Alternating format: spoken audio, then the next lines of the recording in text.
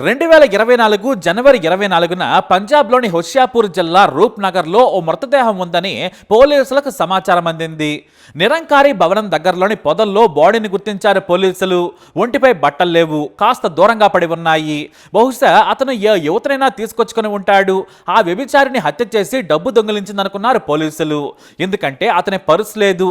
చివరకు విచారణ చేయగా హరిప్రీత్ సింగ్ అని తేలింది. చనిపోయిన హరిప్రీత్ సింగ్ వేలికి 5 గ్రాముల బంగారం ఉండాలి, కానీ లేదు. అలాగే పర్సు కూడా కనిపించడం లేదు. పోలీసులు అతని ఫోన్ కాంటాక్ట్స్ ద్వారా విచారణ చేశారు, కానీ చిన్న క్లూ కూడా దొరకలేదు. మళ్ళీ 2024 ఏప్రిల్ 5న బేగంపురాకు చెందిన ముకందర్ సింగ్ అలియాస్ బిల్లా అనే వ్యక్తి మృతదేహం దొరికింది. సరిగ్గా ఇంతకుముందు శవం మాదిరిగానే ఒంటిపై బట్టలు లేవు, తలపై గాయాలున్నాయి. మెడకు ఉరేసి చంపినట్లు గుర్తించారు పోలీసులు.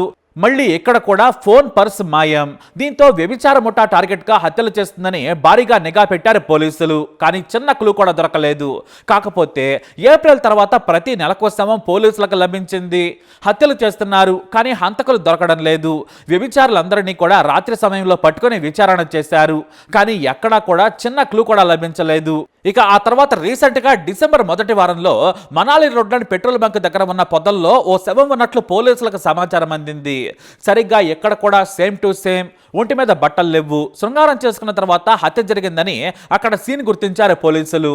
మిస్సింగ్ కంప్లైంట్స్ ను పరిశీలించగా కీరత్పూర్ సాహిబ్కు చెందిన మణిధర్ సింగ్ కొడుకు భజన్ సింగ్ అని తేలింది.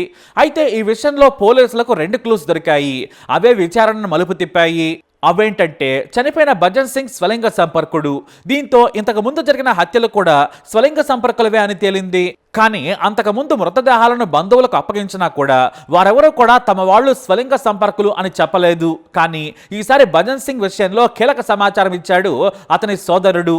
ఇక పెట్రోల్ బంక్ సీసీ కెమెరాలో నిందితుడు కూడా కనిపించాడు, కానీ చాలా మసకగా ఉన్నాడు. దీంతో వెంటనే ఫోన్ లొకేషన్ ఆధారంగా ఆ సమయానికి అక్కడ ఉన్న వ్యక్తి ఫోన్ నెంబర్ను గుర్తించారు పోలీసులు. అతనే రామ్ స్వరూప్ అలియాస్ సోది.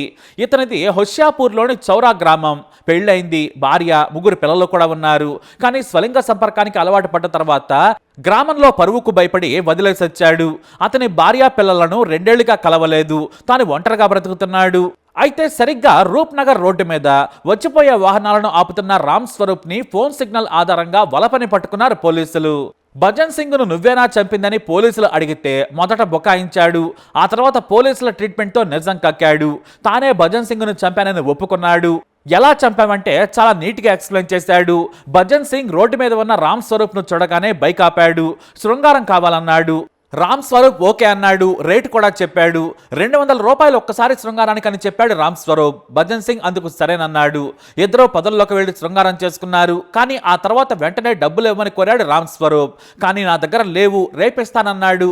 దీంతో బట్టలు కూడా వేసుకునివ్వలేదు రామ్ స్వరూప్. అతని బట్టలను దూరంగా విసిరేశాడు. ఇద్దరి మధ్య వాగ్వాదం జరిగింది. దీంతో పక్కనే ఉన్న రాయితో తల మీద బలంగా బాదాడు. ఆ తర్వాత నొప్పితో విలవిలలాడుతున్న భజన్ సింగ్ మీద కూర్చొని మఫ్లర్తో ఉరేసి చంపానని పోలీసులకు చెప్పుకొచ్చాడు. అయితే ఈ రామ్ స్వరూప్ కి ఓ నమ్మకం ఉంది. చేసేది హత్యలైనా కూడా చంపిన తర్వాత శవాల కాళ్లకు మొక్కి నన్ను క్షమించమని వేడుకొని అతని దగ్గర ఉన్న విలువైన వాటిని దోచుకొని వెళ్ళిపోతాడు. చంపడమే తప్పు, మళ్ళీ శవాల కాళ్ళెందుకు మొక్కుతావంటే తనకు భయం అంటున్నాడు రామ్ స్వరూప్. నేను చేసేది పాపం, కానీ నాకు డబ్బులు ఇవ్వకుండా మోసం చేస్తే పట్టలేని కోపం వచ్చేస్తుంది. నేను కోపం తట్టుకోలేను. ఒప్పుకున్న డబ్బులు ఇవ్వాల్సిందే, లేదంటే చంపేస్తాను అని చెప్పాడు. ఇక పోలీసులు పాత కేసులను ప్రస్తావించగా మొత్తం 11 మందిని చంపానని చాలా క్లియర్గా లెక్కలతో సహా పోలీసులకు చెప్పాడు రామ్ స్వరూప్. వారిని కూడా అందుకే చంపావా అంటే అవునన్నాడు. ముందు శృంగారం కోసం సంతోషంగా వస్తారు, కానీ డబ్బులు ఇవ్వకున్నా పర్వాలేదు అనుకుంటారు. ఎందుకంటే అతనితో పాటు నాకు కూడా ఈ పని తృప్తినిస్తుందని అందరూ అనుకుంటారు. కానీ నాకు ఇది సంతోషం కరెక్టే, కానీ ఇదే బతుకు తెరువు కూడా అన్నాడు సైకో హంతకుడు. రోజుకు 2 లేదా 3తో శృంగారం చేస్తాను, వాటితోనే బ్రతుకుతాను. నాకు శృంగారం అంటే ఇష్టం. గ్రామంలో అందరికీ తెలిస్తే పరువు పోతుందనే భయంతో పారిపోయి వచ్చానన్నాడు రామ్ స్వరూప్. ఇక అసలు ట్విస్ట్ ఏంటంటే 18 నెలల్లో మొత్తం 11 హత్యలు చేశాడు ఈ నీచుడు. అయితే చాలా మంది కారుల్లో కూడా తనను తీసుకెళ్లి ఎంజాయ్ చేశారు. వాళ్ళు డబ్బులు చాలా ఇస్తారని కూడా చెప్పాడు రామ్ స్వరూప్. అయితే ఇలా రహస్యంగా ప్రపంచానికి కూడా తెలియకుండా స్వలింగ సంపర్కంలో పాల్గొనేవారు పేరు కూడా చెప్పరట, ఫోన్ నంబర్లు కూడా ఇవ్వరట. కేవలం ఒకటేసారి కలుసుకుంటారు. ఇది చాలా రహస్యంగా చేసుకుంటామని సెలవిచ్చాడు మహానుభావుడు. అయితే శృంగారం తర్వాత డబ్బులు ఇస్తే నేను వారిని గాయపరచను, వారికి థ్యాంక్స్ కూడా చెబుతాను. కానీ డబ్బులు ఇస్తానని చెప్పి ఇవ్వకుంటే మాత్రం ఖచ్చితంగా చంపేస్తాను. ఇలా 11 మందిని 200 కక్కుర్తి పడ్డందుకు చంపానని కూల్గా చెప్పాడు ఈ హంతకుడు. మొత్తానికి ఇతను సైకో హంతకుడని పోలీసులు మీడియాకు తెలియజేశారు. అనామకులతో శృంగారం చాలా ప్రమాదకరం. సమాజంలో స్వలింగ సంపర్కులు ఇప్పుడు ఎక్కువైపోయారు. మన చుట్టూనే ఉంటారు, కానీ బయటపడరు. కాకపోతే రహస్యంగా ఏ సోషల్ మీడియా ద్వారానో లేదంటే బయట వారి వారి ప్రవర్తన ద్వారా గుర్తించి పరిచయం పెంచుకుంటారు. ఇది చాలా ప్రమాదాలకు దారితీస్తోంది. 18 నెలల్లో 11 హత్యలంటే మామూలు విషయం కాదు. ఇక స్వలింగ సంపర్కులు జాగ్రత్తగా ఉండాలని, హైవేల మీద ఇలాంటి వ్యభిచారాలతో కలవద్దని సూచించారు. ఎందుకంటే ఇలాంటి వారికి నేర ప్రవృత్తి ఎక్కువగా ఉంటుందని తాము విచారించిన కేసుల ద్వారా తెలిసింది. కాబట్టి వీటికి దూరంగా ఉండాలని సూచించారు పోలీసులు. మరి ఈ వీడియోపై అప్డేట్స్ కోసం మై ఛానల్ ఫాలో అవ్వండి. అలాగే తప్పకుండా సబ్స్క్రైబ్ చేసుకోండి.